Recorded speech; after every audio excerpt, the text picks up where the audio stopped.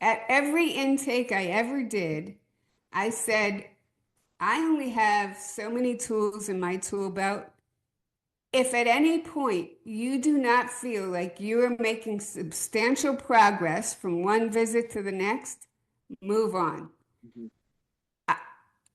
You are not here to serve me. I am here to serve you. This is about you, so move on. Mhm. Secondly, I would say to all of your listeners, I completely agree with you, Peter, that if you want healing, somatics needs to be involved, breath work or some means into your own soul. Your therapist should always be directing you to your soul because you have all the answers. They should not be telling you any answers. And then all internal family systems is all that child work. They're the three biggest pieces. That's what I did in my career. They're three modalities that can actually produce healing. Welcome back to another episode of Spiritual Teachers Podcast. With me today is Dr. Colleen Quinn. Dr. Colleen is the author of her new book, Essence Merging, which releases on April 30th. Dr. Colleen is a psychologist, a certified breath worker, a mystic, and a two-time near-death throwback experiencer. So welcome on, Dr. Colleen. It's such an honor to have you on. I feel so grateful to you, Peter, for the work that you do and devoting yourself to inspiring the collective. And I feel honored to have any role in that. Thank you so much for having me. Thank you so much. I'm really excited for our episode today. We're gonna dive into Dr. Colleen's near-death experiences. We're gonna talk about Dr. Colleen's new book. We're gonna talk about physiological and energetic benefits of integrated circular breath work. Try to say that fast a couple of times. Uh, then we'll talk about conscious breath and the Great Awakening. So yeah, I'm excited. Dr. Colleen, I'd love to invite you to share kind of how your journey started with your spiritual awakening, and we'd love to hear about that. Well, yeah, thanks, Peter. So, from the time I was very, very young, I always knew that I was a spiritual being having a human experience. However, my ideas of who and what God is were very culturally driven. I was raised in a Catholic family, so God was this patriarchal being outside of me. And usually I prayed, which was my list of demands of how I thought things should go, right? And still, love worked in my life in miraculous ways.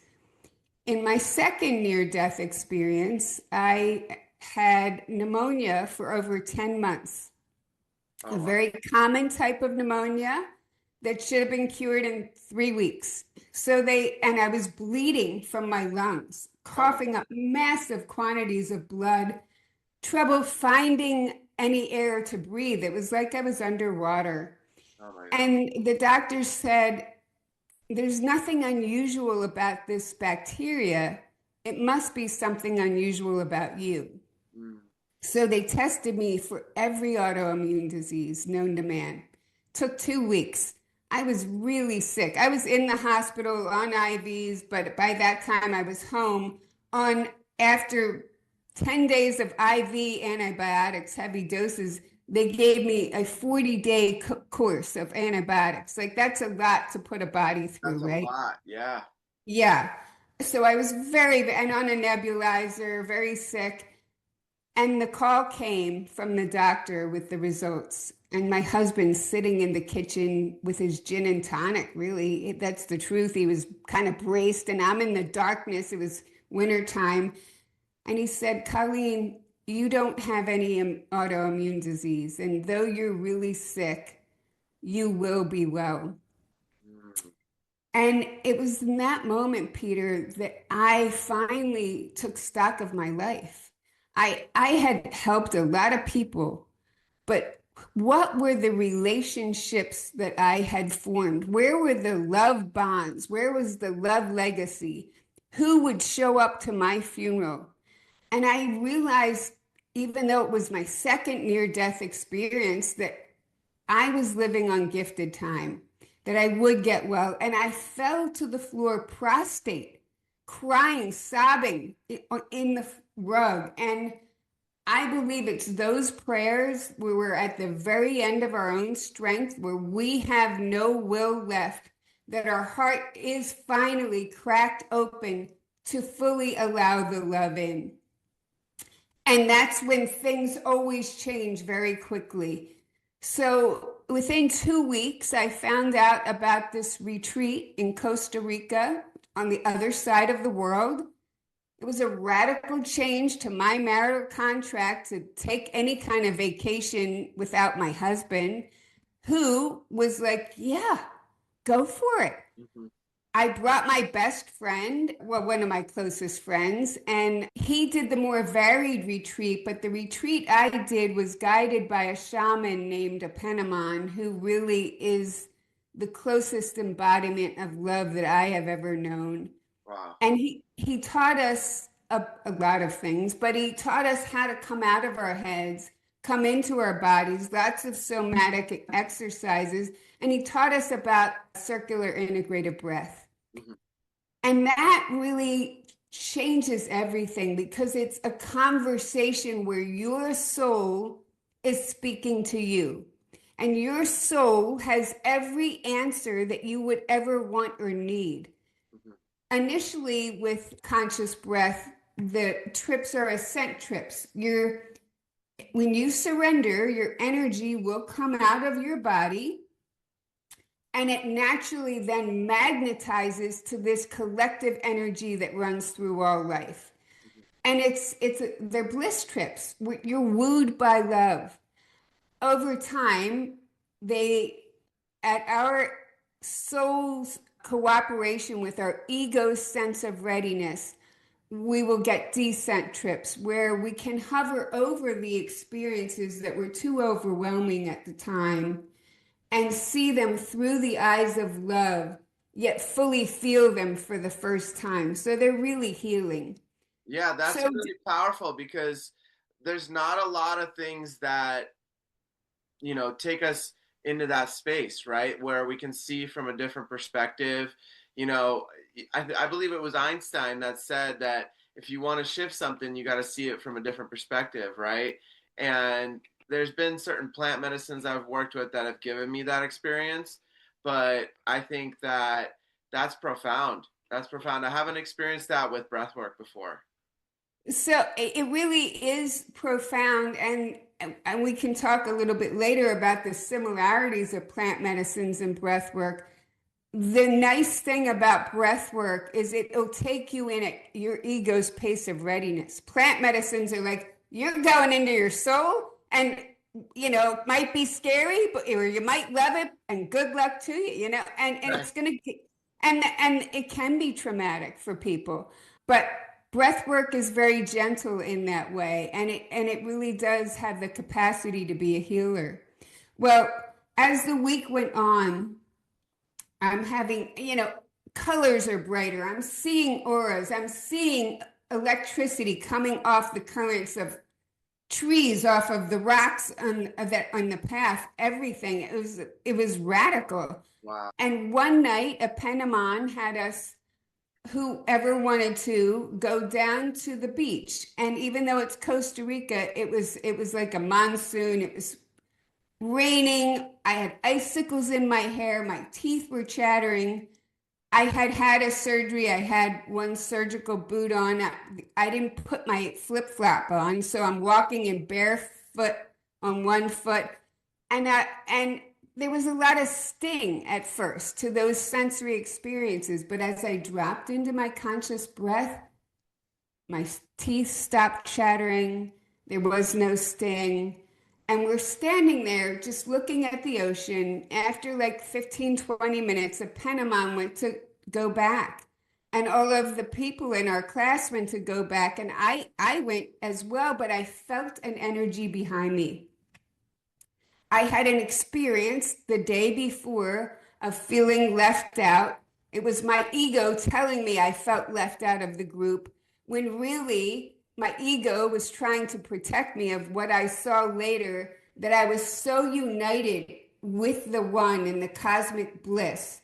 And then when I had the thought, I don't ever want to leave this. Well, that's ego, right? So boom, I'm back here in this realm, and it was too painful for my ego to consider that that's the belonging that I thought I lost.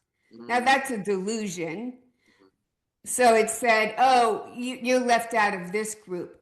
So, but that was a precursor, because everything is part of love's plan. There are no mistakes, no detours. It all has meaning. And this great playwright wraps these together in profound ways.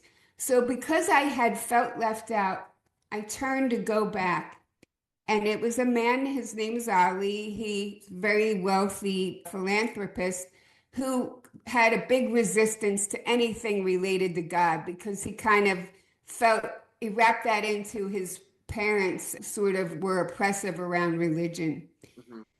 And he's standing up in the rain, completely in another dimension. I'm like, I don't even know how he's doing it, right? I mean, it was remarkable. So I put my hand on his back, and I figured I'm just going to enjoy the moment initially. But then, energy's powerful. It pulled me in, and it was right after I had this intention.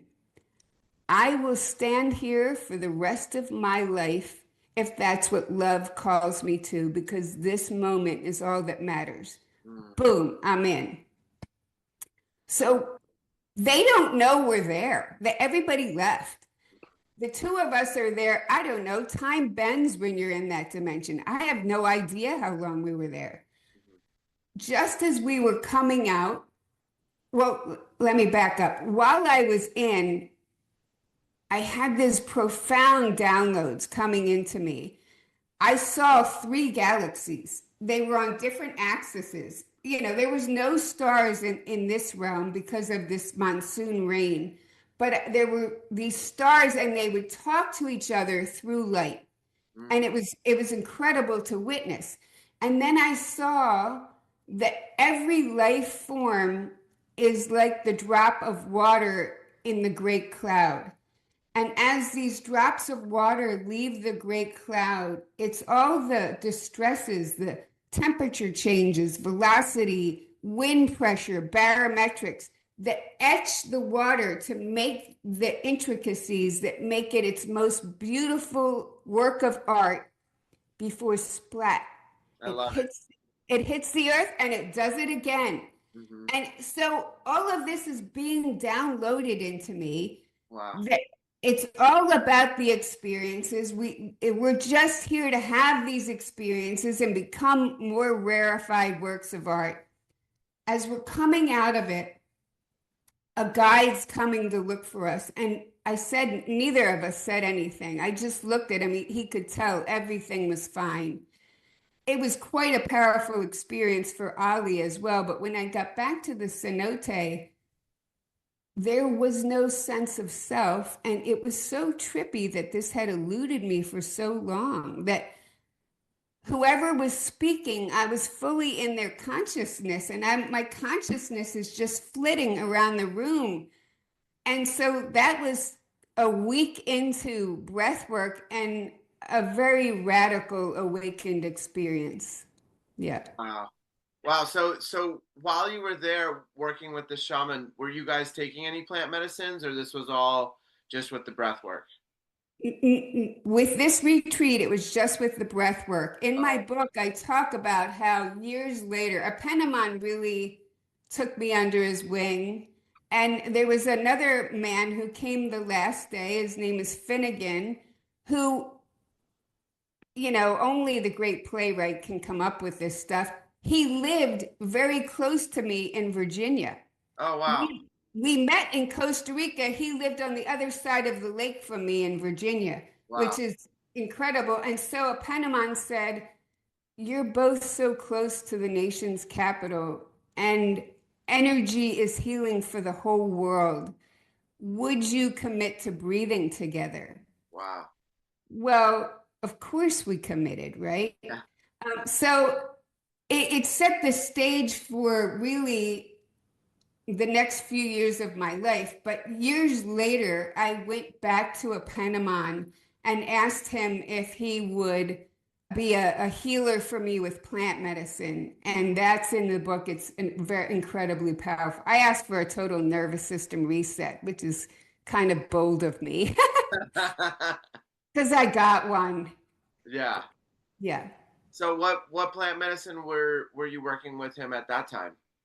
Well, that's really interesting because he said for me, he recommended the sassafras tree, Mm, which is MDMA. He yeah. said it's a heart opener. He knew me very, very well.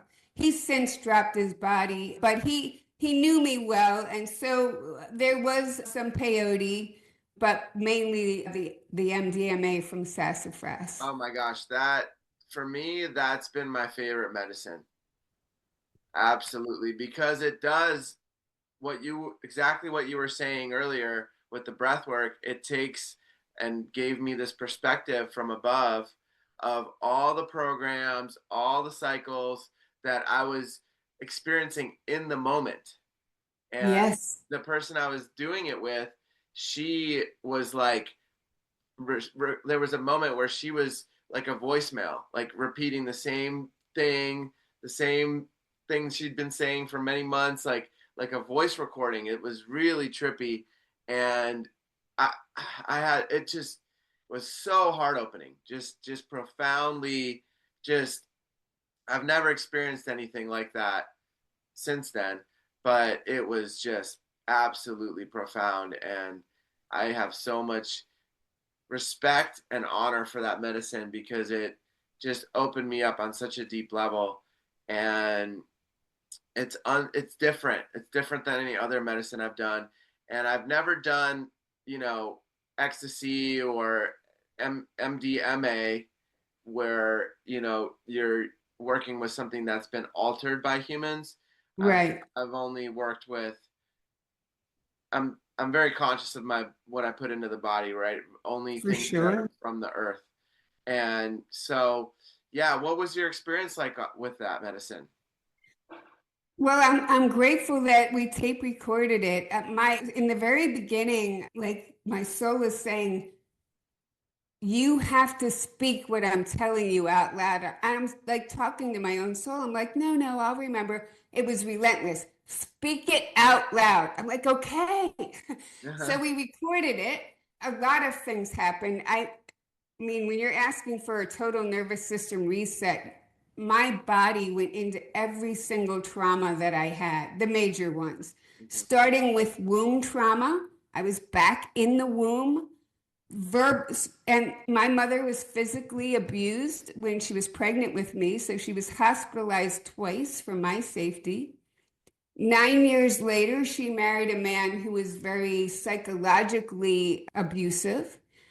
That was felt in my body the very same way as the physical abuse. So both were felt like kicks, like back kicks, stomach punches. And I was on a big cot that had a bearskin rug. And of course, they're singing there in carols. And my body is being hurled around the cot like it's in Fight Club. Mm-hmm. Which, Peter, that amazed me that I was in my 50s. I carried around that stuck, dense energy for 50 years. My car accident came up. All of them were like these physical blows to my body. Our bodies will carry that energy. They're very faithful, but it comes at a tremendous cost because dis-ease is the root of all disease. So Right, and it's not like the energy is liberated. It's more like it's transmuted so that you can have harmony with it. right. And like you said, Peter, the stories get changed. So at the very end of my experience, I was talking with both my birth father, who I never really knew, but I know, that he abused my mother and my stepfather, who did the best he could, but hurt people. That's all he knew. And I was saying, man, if this is what I feel now, I know that you are going to have to work through this energy in your next lives. And I have so much compassion for you. I wish you both, I forgive you. I wish you well, because you're going to need it. You're going to need all of this love to get through whatever life has for you to bloom into your true natures. And then I realized that I had already walked through the valley of the shadow of death. So, what did I possibly have to fear? Exactly. Nothing, nothing. And that is really liberating. Yeah. There's nothing for me to fear. I've already walked through the hardest possible things a human being could ever have to live. Yeah. So the coins that we wrap around these stories routinely get flipped.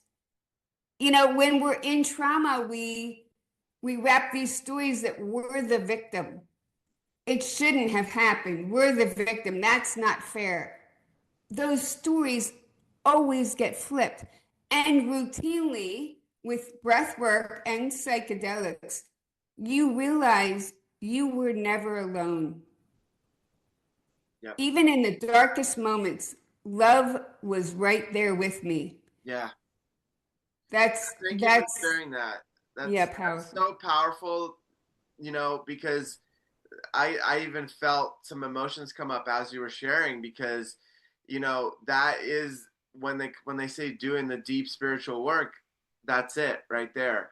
And the beauty of it is that we don't need plant medicine. We can use our breath, we can use movement, we can use yoga, we can use what is given to us at birth to move all of that.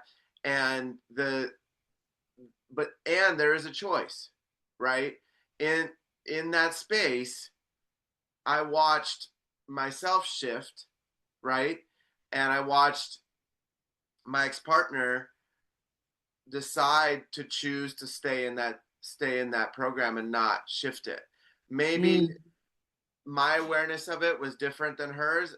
I'm not sure, but in that moment, it wasn't her time to shift that. She wasn't ready yet, right?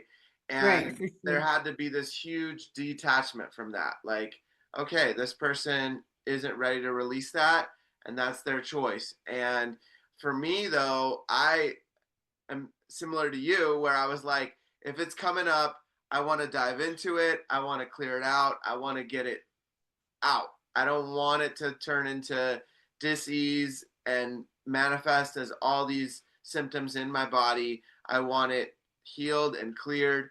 And, it brought up some thoughts of like some of these things that were, you know, at that time I was in my early 30s, right? When I started to really dive into these deeper layers of myself. And I remember there was a trauma I had as a 13-year-old, right? Like where my first breakup, right? Where my first girlfriend chose another boy for whatever reason, right?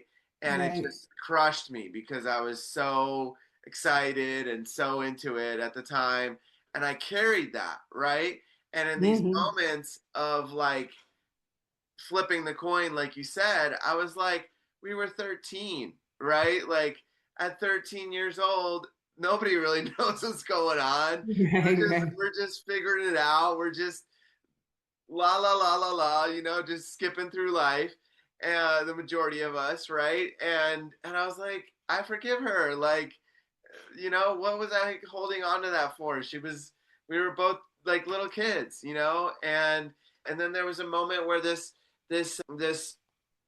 young boy, I think when I was around 9 years old, was just like roughhousing with me and was like pushing me under the water in the pool, and it felt like I was drowning, and I was Mm. telling him to stop, and he kept going, and that was very traumatic for me because I was like one of the first experiences of potentially, you know, dying, right? Right. And it stayed in my body as this trauma.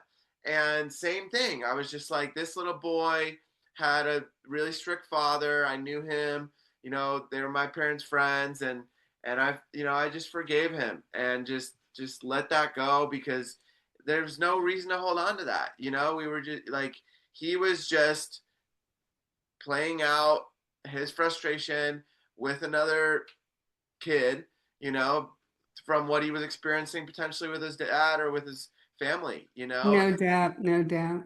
And I couldn't, you know, blame him or be the victim anymore with that, you know. And I think that's a huge piece that you mentioned with that, is that it's not about, it's shifting that mindset of why did this happen to me, to taking full accountability to, I chose every experience in my life regardless of what it was, because I wouldn't be the person who I am now. And there's all these karmas and other things from who knows from when, right? Because Right. I believe we're, you know, infinite beings. And so when I switched that belief and that mindset, it really shifted and allowed for that deeper healing. Yeah, and I want to piggyback off of a few things. One, it doesn't just flip the story, but psychedelics, breath work, and deep meditation all are very visceral. They are somatic in our bodies. You get auditory downloads, you get visual images, and they become what I call noetic experiences. They're embedded in at a cellular level. Right. There's an ancient Hebrew saying, "What's truer than truth?" Mm. Do you know the answer? It's experience. Mm. And so when you experience these things down to the cellular level, it doesn't matter what anybody else says about it anymore, right? It doesn't matter if somebody goes, "Oh, Peter, that's so terrible that that young boy tried to drown you." Right. It's not your truth anymore. No. Your body has a different knowing, a different relationship with the experience. And that's the real power of those medicines. Oftentimes, you know, in the research, the psychological research, you can have one trip with psilocybin and be alcohol free for 6 months. The effect sizes are really high on that. Yeah. So, and that's just one example. But in honor of a Epanemon, I want to bring this up about it. He said to me, "Colleen, plants may call you, and that's fine. If they call you, answer the call. But you don't need any more plant medicine. What you do need to do is fully integrate everything you've been given." I love it. I love it. That's so key. That's so important, because there's so many people that are in the plant medicine community that just go in and go in and go in and don't take the time to integrate. And sometimes it can take a full lifetime to integrate. Sometimes it can take years and years, right? Because these downloads that come through on these experiences are so profound sometimes and so deep that it's it's it's fascinating. Well, I went to somatic experiencing therapy where I would use breath work to go in, listen to what my body still wanted to do, many repetitions of the actions that I had in the trip. I rebirthed off the side of the bed, I don't know, 100 times. My body needed to do that over and over until finally it writes a new code in your nervous system. Your nervous system is like your software for your computer. Yeah. It finally, a new code is written when your body feels like it fully completed what needed to be completed at the time, that got interrupted and didn't get completed. Yeah. It took a year. And often after those therapies, I would come home and sit on my deck in a rocking chair like I was in residential treatment. I mean, I was so spent Yeah. that was that was the most loving thing I could do. Yeah. And I want to say that, when I've been under the influence of plant medicines, it's been so clear to me, like, I'm God. You're God. Why are we not all walking around in remembrance of this? Like, it seems so crazy, right? Like, why are we forgetting? Because it's so clear to me, right? But then and they're enlightened beings, they've laid down their lives to give me that enlightened experience. But when I'm not under the influence of that, it's on me to go live that. So that's where the integration comes in. I can talk about some of the physiological things that happen in our brains with breath work, psychedelics, and meditation, and how they're the same and different. Yeah, yeah, I would love to dive into that. I just have a quick question. What makes this specific breath work, the integrative circular breath work, different than others? What allows, like, from your research and from your experience, right? What do you think, or what's your experience with how it makes it different? Because there's so many different breath works out there. What makes this specific breath work allow you to see from that higher perspective like you would on a sassafras? Yeah, that's a great question. Well, many breath works are very fast paced. I can't do them. They make me dizzy. And even before I knew the physiology, it was like my own soul was like, look, if you were to come and play in here, it's got to be slow.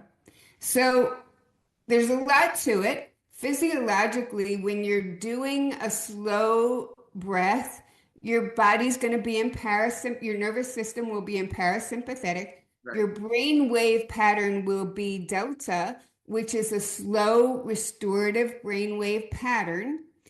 And what happens when you're in a full integrative breathing is a full breath. Most of our breathing, we're using about half of our lung capacity. And there's a real sense that you're moving energy along with the air.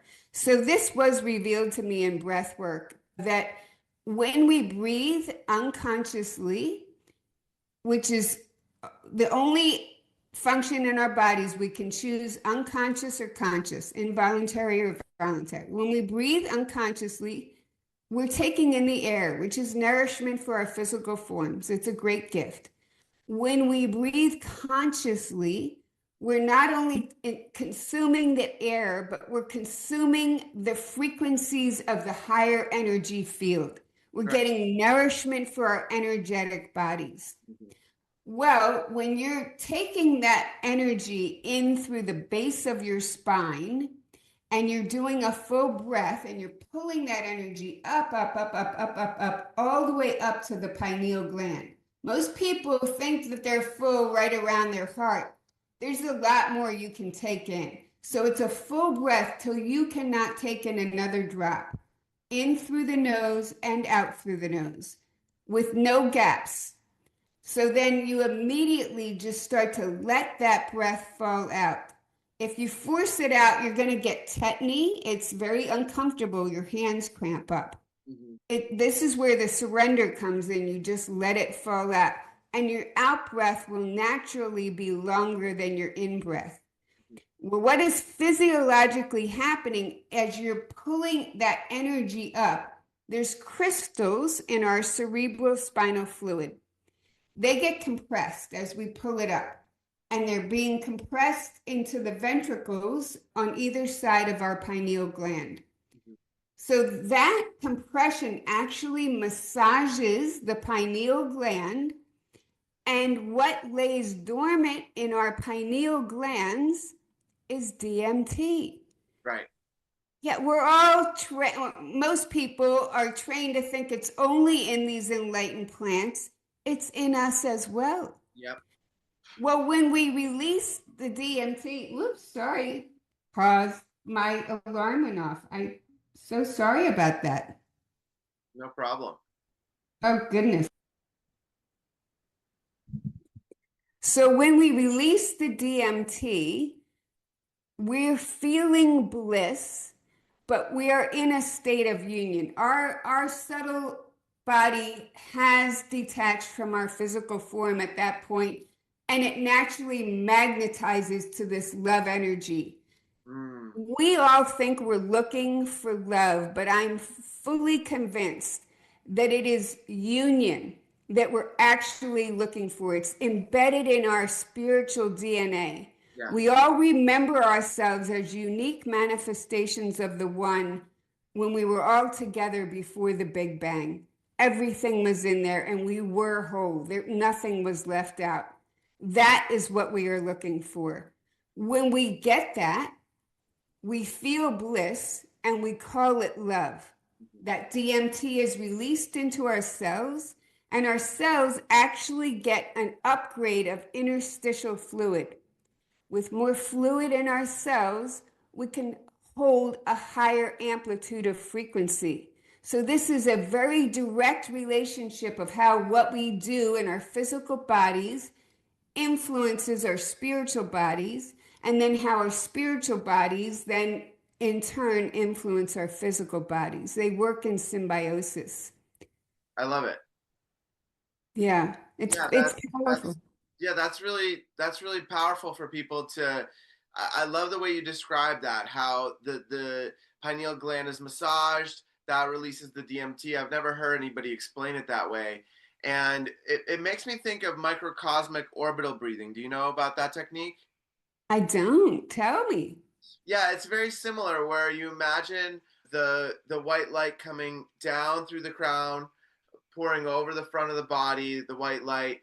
Then that's happening as you inhale, and then as it comes down all the way to the root and the base, and then from there, as you exhale, you tighten the sex organs and the rectum, and then you push the energy up the spine and back up to source energy, and you continue that circular breathing, and it really drops me into the parasympathetic nervous system, and that one is one of my favorites. And yeah, I've tried a lot of different ones. I've tried very specific ones to release DMT where you're like bowing your head down and you're like pushing the DMT almost to release, with your movement. And it doesn't take much, but it's like a forceful like movement down and up. And by doing that, it's like it's the DMT gets released, and it is very similar, right? It's a lot shorter, but it's very similar to that experience of being on a plant medicine. Yeah, and Dr. Joe Dispenza, I don't know if you're familiar with him, but he has several YouTube videos that are free that are called the Body Electric. That is one that releases DMT. And then he has another version, the Body Electric, you're lying down. The other one, I don't know that it has a name, but you're sitting up and you're actively squeezing.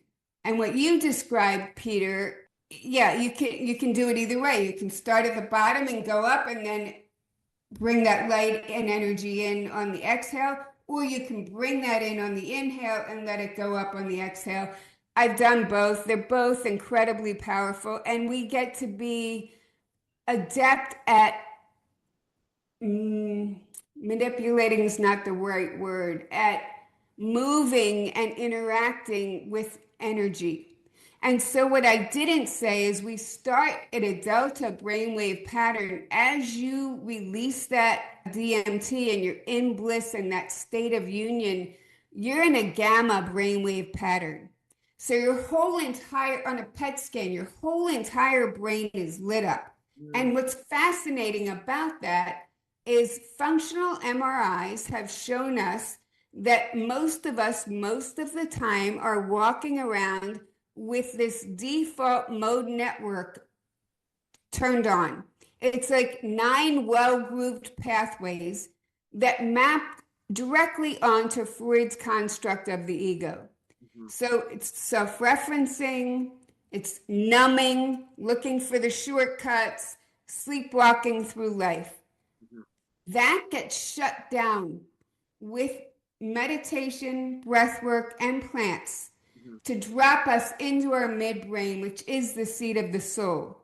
Right. Now, I would like to talk about how they're different, though. Is that, can we Yeah, spend a let's minute? do it. Let's do it. I'd love that. Yeah, so meditation is rigorous. It is a radical dropping in of presence. So it's in that way the easiest to integrate because you're just doing it. Walking meditation, you're bringing it into life, that radical engagement with presence. Now, if you are a walking head and your ego is running the show of your experience, that 5 minutes of meditation will be the most painful 5 minutes of your life because you're just listening to the diatribe of judgments and comments, and you're like, when is this over? So I recommend for people to maybe pause on that until you're farther into your journey. As I said with psychedelics, they are the easiest to get into your soul, but you're going to get into whatever's in there. So if you don't have a guide, it could be traumatic. And it's the hardest to integrate. Breath work is the middle path. Breath work, there is no medicine. You've fully done it with your own soul. And so it's easiest to then take that love and bliss or those lessons and integrate it into your daily life. That's why, and it's available in any moment. So that's why I'm a huge fan. I start every day with it. You know, if we're being honest, when we go to sleep at night, our energy body loosens from our physical form. We're surfing in liminal space. And I think it's an act of mercy, honestly, that we couldn't. This is a rigorous master class here. We couldn't make it without these reprieves and these connections. But each morning, if I'm being candid, it's like a thud. It's like I'm back in this dense form, right? And so I need to start from the foundation of love. I say every day when I'm rushed or stressed, we all get out of our conscious breath.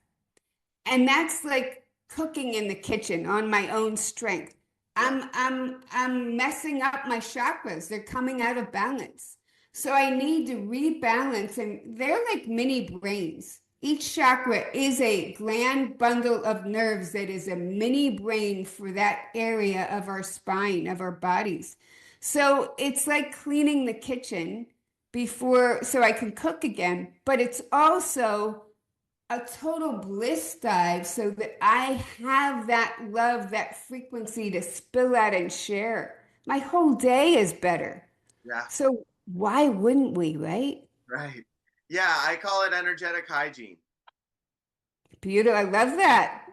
It's like we're not going to go, most people shower every day. So why wouldn't you try to clear out the garbage and the gunk in your mind, and start the day off right with that approach. And I'm curious with that breath work that you mentioned, is there a specific teacher that taught it to you? Do you know where it originated? The one that I do originated from Leonard Orr. He is widely known as the father of breathwork. He brought breathwork back from India, had profound experiences in India. I don't know if you've read Autobiography of a Yogi. Yes. Mm-hmm. Well, he apparently met Babaji, which is pretty incredible. He Yeah. actually wrote a book dispelling the death myth. He found, I think it was 12 or 13 people in India that were all over 1,000 years old. Wow. Yeah, but he brought breath work back to the West. And so Leonard, I didn't learn it from Leonard, or I mean, obviously, I originally learned it from a Penniman. But when I was trained to be a breath worker, her name is Heike Strom. She was kind of Leonard's right-hand woman, loved Leonard deeply. Although he was married to someone else, she still loves Leonard deeply. She trained me to be a breath worker. Okay. Okay. And is Leonard still alive? No, Heike is very mad about that. She's like, his wife let him die. I know. I could have reminded him who he really is. She's she's holds on to that. Yeah. Okay. Okay. So, what's the name of the book that you mentioned that about the breath work? Oh, well, there's a book. Oh, I'm blanking on the title. If you pause it, it's probably on my bookshelf somewhere. Something like Rebirther's Manual that Leonard Orr co-wrote. Okay. Okay. Yeah, we can drop that in the description. I think that'll Beautiful. Yeah. yeah. Okay. Yeah, that's amazing. So this is consistent for you when you're doing this type of breath work. You have that experience, or is it just once in a while? Oh, well, I try not to leave the breath work until I've had that experience. Okay. I know it's available. I know the only thing blocking me from that experience is my own ego. Mhm. So I need to quiet those children down to get in touch with my true nature, to be able to allow my true nature to lead. And Peter, I would like to talk about how these wounded children make up our egos. Yeah. If we, Yeah. that'd be great. When you say wounded children, you mean like different parts of yourself, right? Like I different. do. Yeah. Yeah, when we were children, we needed to maintain those bonds with our caregivers because they fed us, they clothed us, they put a roof over our heads. So, whatever parts that our caregivers and the adults in our lives rejected in us, we rejected in us as well. And we pushed them deep, deep down into our psyches. And we did it. It was a good coping mechanism at the time. We did it to maintain that favor with our caregivers. They couldn't be bad. They couldn't be wrong. It had to be us. That worked at the time. And those children took all those insults to keep our true nature protected and pure. But they didn't know our true nature because the true nature wasn't really on the scene. We're just wild essence as children. As we grow up, those children try to protect us, but their coping is young and immature and it comes at a cost. And so you often hear people say that the thoughts in their head sound like the judgments of their parents because it's those wounded children. Yes, the programs they've taken on from their parents. Exactly. And so when they're afraid, they're going to want to make our world smaller, smaller, smaller. Their coping always has a cost until we're alone in our ivory tower, and we're encountering these experiences in our lives over and over. We're like, I didn't want that. How is this coming back? Like, how did I lose another job? I didn't want that. What did I do wrong? Because we haven't dealt with it. They're all pushed deep in the shadows. Well, one of the beauties of breath work is it allows us to get to know those children. Those children are kind of like scared animals in the forest. Yeah. They don't really want to come out. But that Hopi saying is accurate. You are the one that you are looking for. It's only you. And happiness is an inside job. It all starts in here. So as we get to know them, we can get to know the wisdom that they have for us. We can thank them, develop a relationship with them, and then eventually come to love them Yeah. enough that they can relax and be the children that they want to be and trust us, our higher selves, to lead. That's incredibly liberating. Yeah. And they're not going anywhere either. I mean, my wounded children will get afraid or activated and they'll come up, but now we can have a conversation and I can listen to the wisdom of what is the red flag. They're great at identifying the red flags that I might not tune into. Mhm. And I really appreciate that. And then I can say, and I'm going to hold you really tightly and we're going to walk forward anyway. Like, unless it's a dangerous thing, I'm like, thank you. Mhm. We're going to turn around. But most of the time, they're afraid because their coping is not as vast as our true natures. Yeah, I think that's really important what you just mentioned, and it brings up the question of like a lot of society now. What I'm seeing, in adults and things like that. There's these nostalgia experiences that are coming back online, and it's almost like the experiences that people weren't able to have as a kid, they're trying to have now as an adult, right?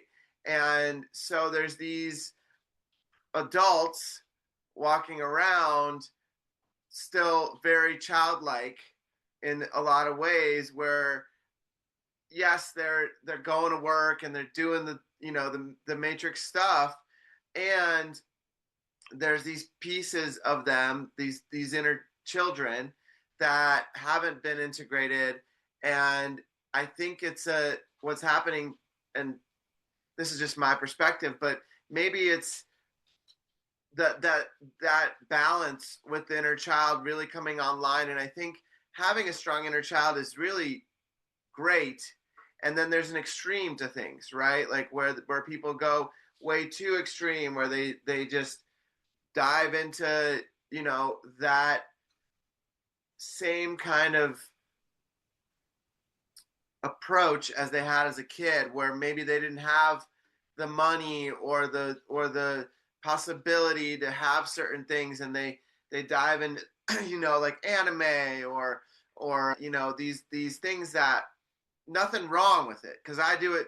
I'm one of those people, but I'm trying to find the balance between being having that inner child be integrated, and being able to dance and play. And I think it's so important, because when my girlfriend's grandson comes over, I get to play with him, and that inner child comes out, and it's amazing. And then I think there's an extreme end of it where people are really like, that becomes their new identity because they weren't able to have that as a kid, potentially, right? So I have a slightly different story that I wrap around it, Peter. And so our true nature is very innocent, very playful, very joyful. And I'm reminded of, I've studied all of the religions, but in this moment, I'm reminded of the biblical passage where Jesus said, "Be wise as serpents, innocent as lambs." When we have that wisdom that is on board at the same time as that innocent, causeless joy, playfulness, that's all your true nature. Yeah. None of that is your inner child. It's your essence. Mm-hmm. We were pure essence when we were kids, but it's your true nature. Interesting, you brought up something, an experience as a child, and maybe being in scarcity. Right. So the real thing to ask ourselves is, if we're in one of our wounded children, is are we living in our heads? That's one. That's a big tell. Are we having outcomes that we don't want? Are we being reactive versus consciously choosing? Whenever we're in a reaction, it's one of those wounded children. And so examining our intentions is one of the best things we can do. You can do the very same action with two different intentions. You will get radically different results. Yeah. And scarcity is one of them. If I'm working really hard, but from a scarcity mindset, I will never end up with any money to show for all of my effort. Mm. If I work really hard and I have a healthy relationship with money, I will know that I need to save some, and that money, and I will make wise investments, and that money will grow on its own. The intention is the catalyst energy. So, getting to do that inward work of, well, what is the intention underneath these actions for me? That can bring radical changes. Mhm. Yeah, yeah. I think that was a huge point that you just shared. I think that's really important. I think it all has to do with intention. And I'm just curious from a psychological perspective, right? Do you think that there is something happening in society where people are going too extreme into that inner child and they're like dismissing the world? Do you see that happening at all?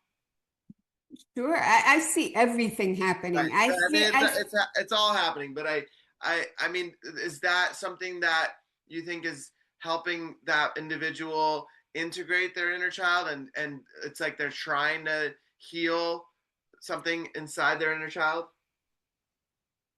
I mean, that's not how it seems to me, but I do leave all of the growth to the plans of the great playwright. Like Ram Dass said once, he knew this guy in the spiritual journey, and he saw him walking out of a bar, and the guy said, I don't even believe in God anymore. I spend all my time in the bar. And Ram Dass said to the guy, listen, man, whatever you do it to the hilt.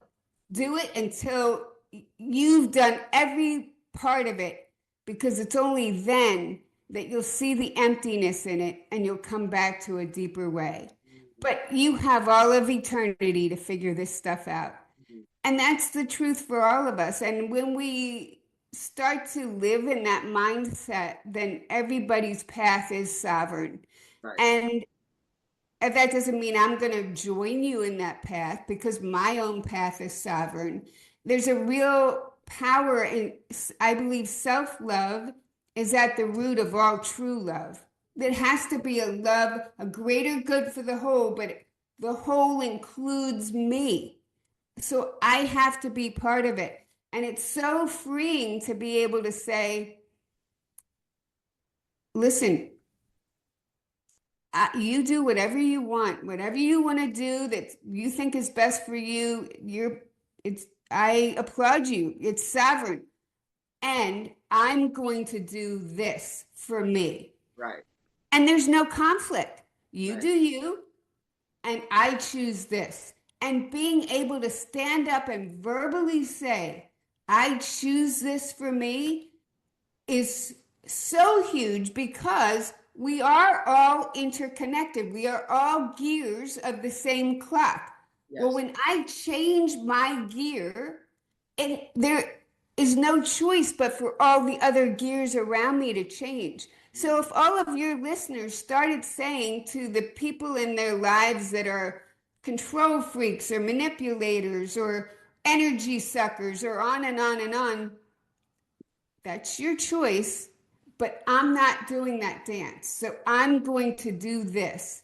It's amazing how much the other people do change from that, Yeah. just by standing in our truth. So that's really the biggest power we have. I'm not insisting, I'm loving you right where you are, which frees you up to become something more.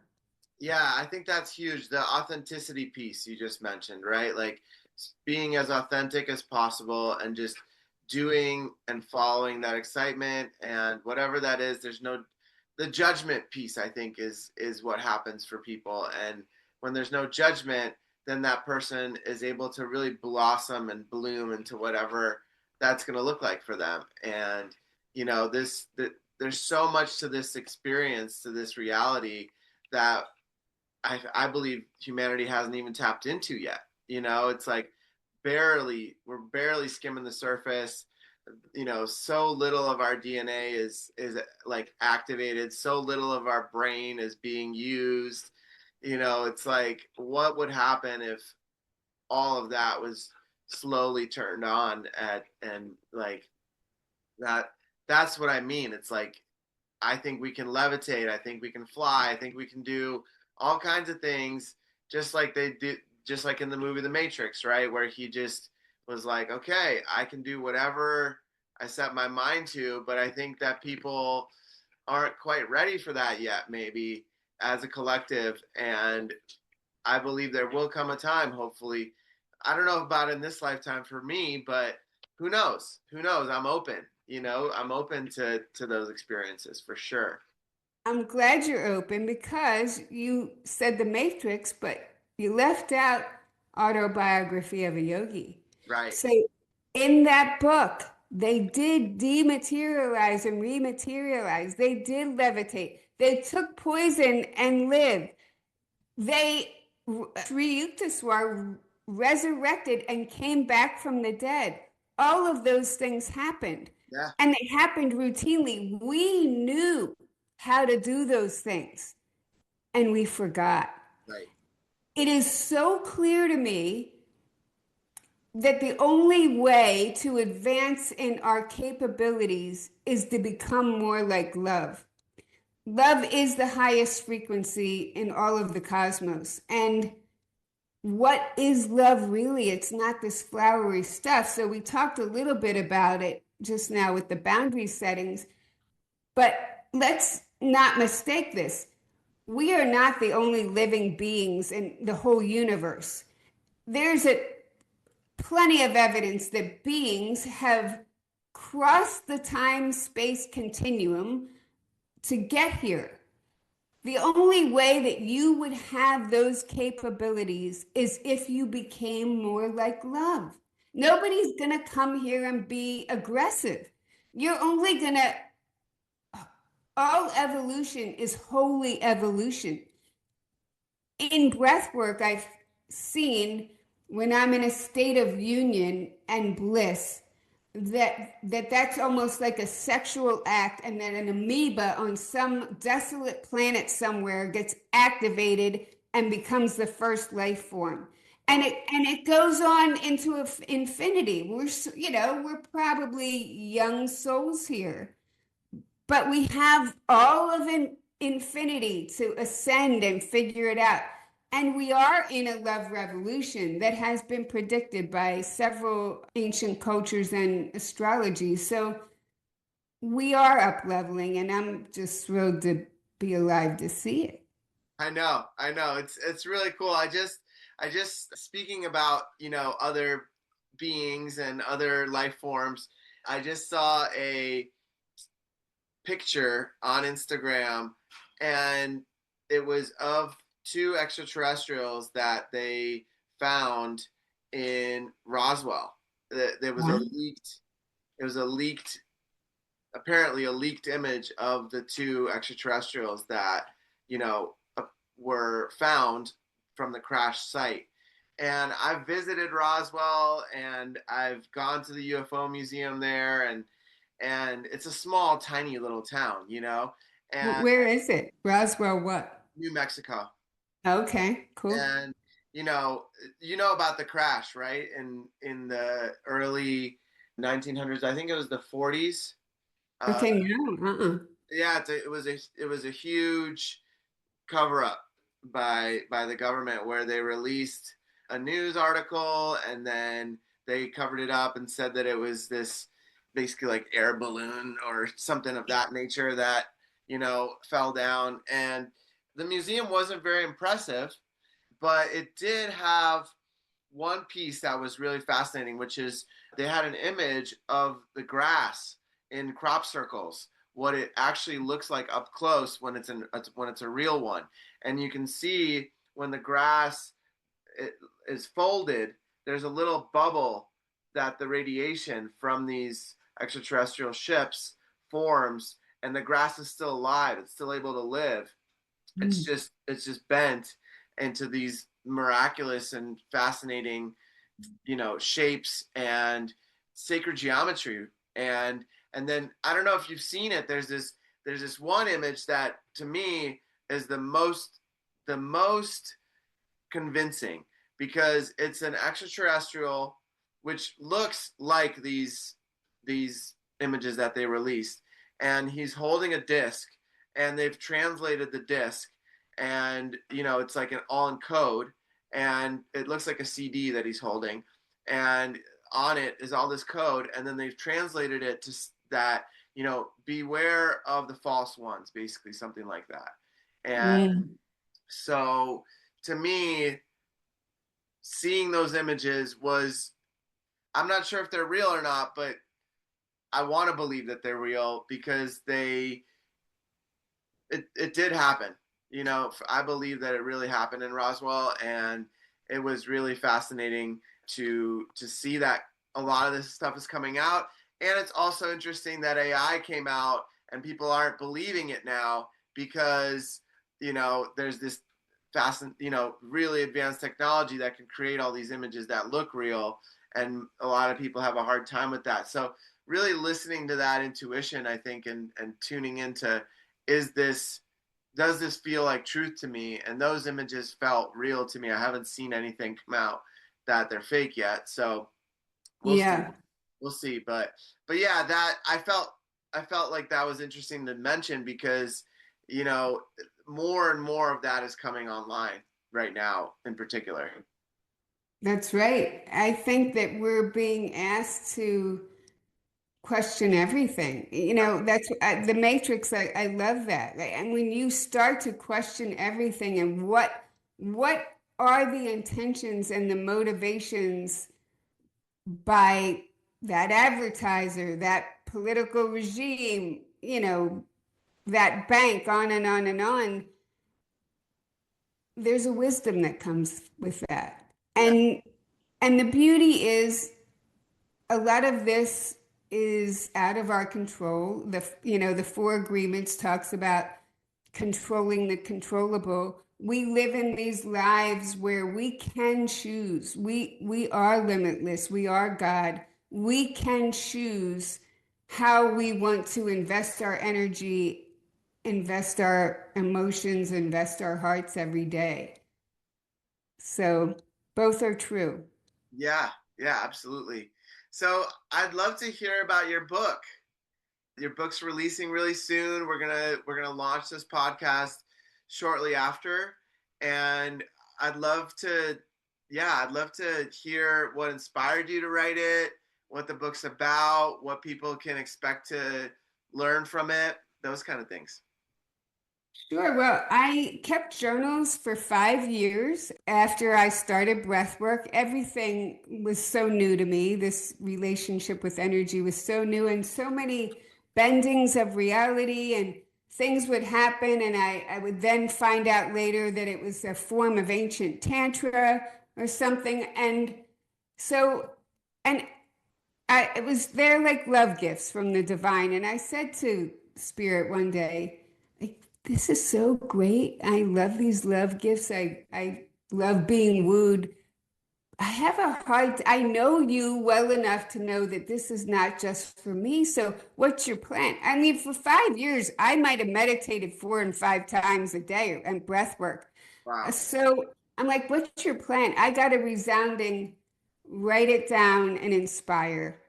Mm, And I took that really seriously. So, yeah, we are in this period of that's been foretold by the Aztecs, the Hindus, and astrology. All predicted this time in our human history that it would take about 50 to 55 years. And it started at the winter solstice of 2019, right when COVID was coming out of China. And it's going to happen through birth pains. All growth comes from an uncomfortable place. So that was the first birth pain, was COVID. I think we're in the second one now. At the end of it, it's nice to kind of get a preview of coming attractions. It's predicted that it will be common knowledge that we're all related, if not all one, and that feminine energy, that energy of compassion and good for the whole, will rule. Oh, twice. So sorry.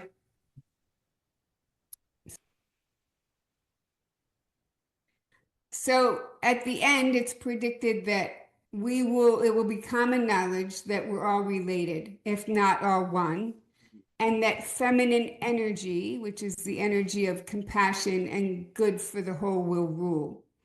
And so I saw that writing this book to inspire people that there is a greater way of being in this world when you let love lead and you do the work to dismantle the ego's control over your experience. It elevates everything. And to play any role in that would be significant.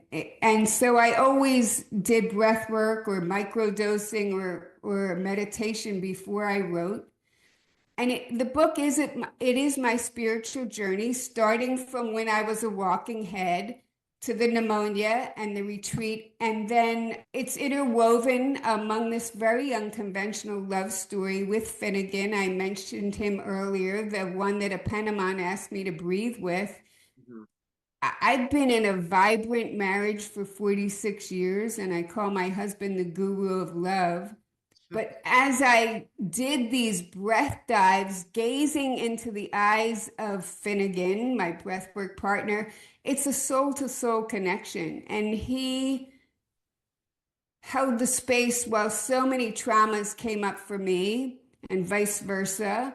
And there's a soul knowing of each other. So midway through the journey, I was in a group breathwork setting, and I had a vision of two horses with manes and tails of fire going traveling through time and space, and one would outpace the other. And then the two horses morphed into Finnegan and I, and we would bounce up against each other and come apart, bounce up and come apart through all time, through many lifetimes. 3 days later, which is how spirit works in my life, when a new awareness is coming on board, it's like dropped as breadcrumbs. Someone mentioned that they thought that Finn was my twin flame. I was like, what's that? Mhm. When I looked it up, that feeling of being at home and there is no time when you're together, and it's very intense. It's like standing on the sun. The yin and yang, that we're both teachers for each other, on, every possible relationship. I'm like, oh my God, me again. Like, and I showed the list to Finn, and he's like, that's how it feels for me too. But then his ego got involved and was a little scared. It's like, what if there is no such thing as twin flames? I don't want to derail your journey. So this love story is interwoven among the stories of what spirit did, but I use it as a primer of what you can expect on this journey, which is exhilarating and quite unnerving, both at the same time.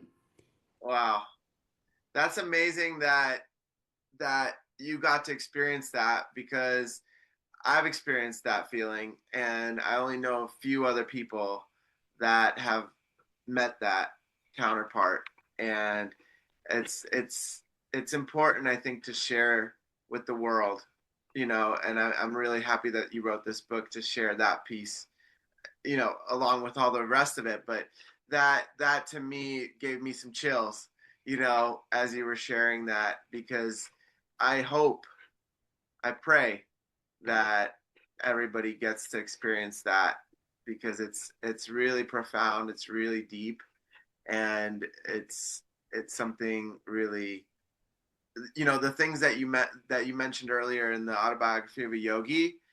I was able to experience some of those things with this. I don't like that term twin flame, because it's been so dragged around the mud in the spiritual community. For But sure. I found the term many years after meeting that person. So, but I think that it's also interesting you mentioned the fire horse. We're in the year of the fire horse now. Oh, wow. Yeah. So that also was an interesting piece that you shared. And so it sounds like the book is accumulation of your experiences, and for people to learn and take whatever resonates for them, and and really listen and read about what's possible, right, in this reality, and how love just flows through in all these different ways, and all these beautiful ways for us to experience. And that's so beautiful. That's so beautiful. And thank you for writing that. I'm excited to read it. Well, thanks, Peter. Yeah, I do. I guess my parting words would be that it's unrealistic to expect one person to fulfill every need, desire, and be the practice partner to bring up every hook that's in us that's out of alignment with love. Mhm.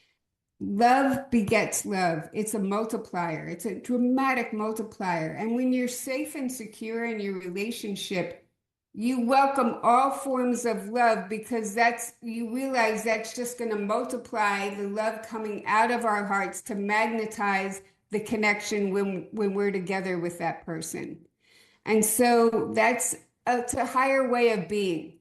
The other way is in psychology, we call it object relations. It's the ego, it's comfortable, but it comes at a cost.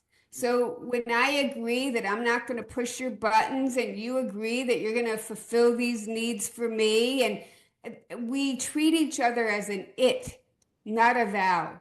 And so the cost is a lack of gratitude for the precious sacredness of your unique soul. When we treat each other as sacred and we're secure, that love blooms and we remain in that sacred relating, connecting, which is so much richer. Yeah, yeah.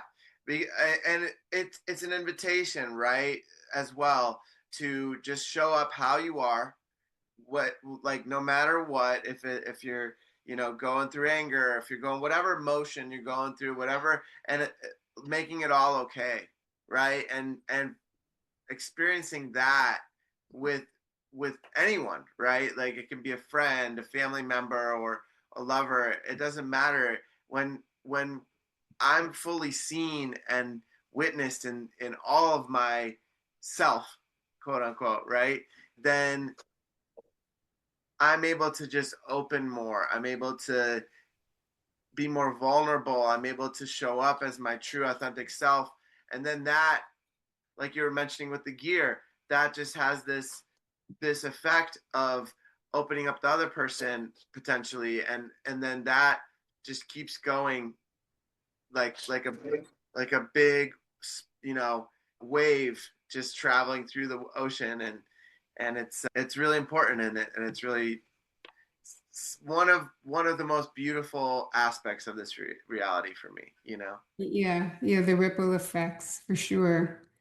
Yeah, and it's how we do it. As it's fine to show up with anger as long as you're in your consciousness and you're not reactively being angry. That's our wounded children, right? Right. And so, that's a thing that's worth noting on this path. There's there's a group of people that don't want to feel any of their feelings. Right. So they're pushing them down into the shadows and they're going to come out sideways. The other group wants to ruminate on everything that's wrong. Mhm. That's not helpful either. In our true nature, we're going to choose that higher frequency, but we still need to feel our feelings. So, mostly what I suggest to people is you have to do that work. You have to feel your feelings, but that doesn't mean you have to feel your feelings in a social space, right? So go remove yourself, do that inner work, bang on your futon, cry your eyes out, collapse, do whatever you need until you can choose that higher frequency and come back in your conscious breath. Yeah, and I think going into nature is really supportive in that too. Totally. Totally. Like just sitting under a tree, and that symbiosis, right, of us giving the tree carbon dioxide, the tree giving us oxygen, like the rootedness, the roots of the tree reminding us of our roots, and grounding, right, and in that space for me, there's this there's this ability to really just open up, and it's really interesting. I've had moments where I'm like, I'm gonna go out and I'm gonna have all these feels, and I'm gonna just cry my eyes out, right? And Mhm. sometimes I'll go and it's a lot more gentle, where I'm like, I have this acceptance and this shift that happens inside me, right? Where I'm like, I don't, I'm feeling these emotions, and I can just accept people for where they're at and what their choices are. And I don't have to try to change that or make it anything else. I can just be okay with where it's at now. It doesn't mean that it's like that forever, even if this body wants to perceive it as this lifetime being forever, right? Then there's countless infinite, I believe, lifetimes after that to clear that and shift it. And it starts from within. It has to Always. shift within to express without, right? To express in our external reality. And I think that that's something that I'm still, so the mind has such a impact on that, right? It's like, no, no, no, you got to go do this and do that, and then it'll shift. No, it's like, shift it within, and then it'll shift in your external reality. And that's such a key, such a huge key to this, such a huge truth to this reality that most people either know about and haven't expressed it in themselves, or they don't know about it and they just keep pushing and hustle mindset, right? And that doesn't always lead to what we're really looking for. Right. Well, you did a beautiful job in that story of parenting your children. No, no, no, we're going within. Right. You talked about your children. No, no, we need to go out there and figure it out. No, no, no. That's that warm and firm, loving parent. You parented your children in that example. So that was beautiful. Thank you. Yeah, Yeah. it's something that needs to be practiced, right? It needs to be, people need to understand that. And that brings up a really important point, which is being a psychologist, right? Having that training and that. Are you still practicing? I stopped practicing about a year ago to get ready to launch this book. Okay. Okay, so Yeah. I have, this has been like a burning question for me, because so many people will go, to marriage counseling, to a psychologist, and the majority of psychologists will sit down with you and they'll have you express, right? But then the somatic piece, the piece of like getting into the core, the breath, the the body where it holds it and releasing all that, those pieces aren't there, and the spiritual components are very rarely integrated, right? And so a lot of people I've talked to have been going to therapy for many, many years, and they're still in the same place, or they've made very small progress. So is there anything that you want to share with those people? Yes. At every intake I ever did, I said, I only have so many tools in my tool belt. If at any point you do not feel like you are making substantial progress from one visit to the next, move on. Mhm. You are not here to serve me. I am here to serve you. This is about you, so move on. Secondly, I would say to all of your listeners, I completely agree with you, Peter, that if you want healing, somatics needs to be involved, breath work or some means into your own soul. Your therapist should always be directing you to your soul because you have all the answers. They should not be telling you any answers. And then all, internal family systems is all that child work. They're the three biggest pieces. That's what I did in my career. They're three modalities that can actually produce healing. A lot of people go to therapy because they want skills, they want a band-aid, they want like immediate relief. Certainly, insurance supports that. I would tell my clients right up front, if you want somebody to listen to you bitch, or you or you want a Band-Aid, I'm not your girl. It's like, go find somebody else. So my advice is really do the due diligence to choose wisely. If spirituality is important to you, you make sure that person's spiritual and knows this is another language that a lot of people don't understand. Yeah. They're a somatic experiencing and internal family systems both have directories of certified practitioners who've completed all of the training. Mhm. So if that's important to you, and I think it should be, but it's your soul knows, go look up those directories. Find somebody who does it in your area. Yeah, and you mentioned internal family systems. For those that don't know what that is, can you share a little bit about that? Sure. So most people have seen the Disney movie Inside Out. That was made based on internal family systems. So Dick Schwartz came up with it, and it's all those wounded children, those exiles that live inside of us.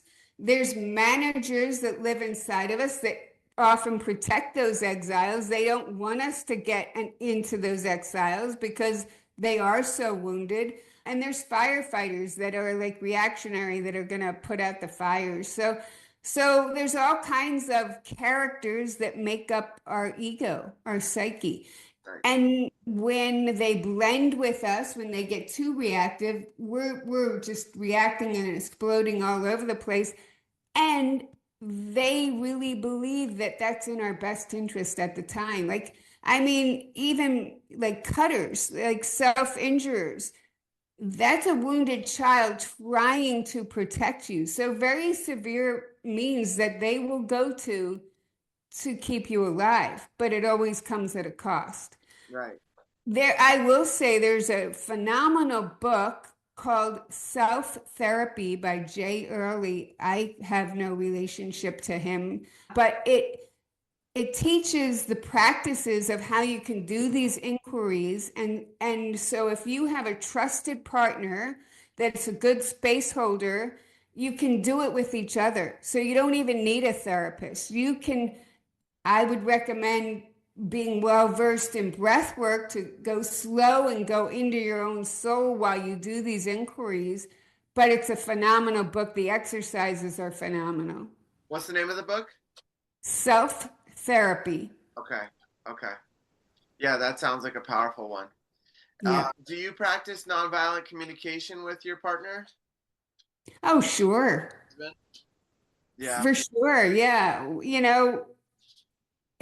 When you are living in mutual trust, mutual sovereignty, you allow you're listening and you're holding space. You're not trying to change each other and you're mirroring back what you heard. And sometimes I have to say, so what did you hear? I do that fairly frequently with my husband to make sure that it gets through. And that's great because it gives us the opportunity to make sure we're both on the same page. Yeah, I think that that's a really important piece, learning. There's a book called Nonviolent Communication, and for me, I'm still practicing, right? But I think it's really important for everyone in the world to experience, like, learn how to communicate in a way where we're not just listening to respond, but listening so that we can really hear the person and then be able to reflect back to them so they feel heard. And there's and it ties in with love languages on certain levels, right? Where, somebody might, you know, buy you a gift and that feels like love, or somebody might go wash your car and that feels like love. And or somebody might say like, "Oh, you look so beautiful today," and that feels. So there's all these different love languages that I think tie in hand with nonviolent communication, because not only are we listening, but we're able to make the other person feel loved and heard. So it really makes the relationship blossom, and it's a practice. It's just like, the breath work and the meditation. It has to be practiced, and it for me it's an ongoing practice for sure.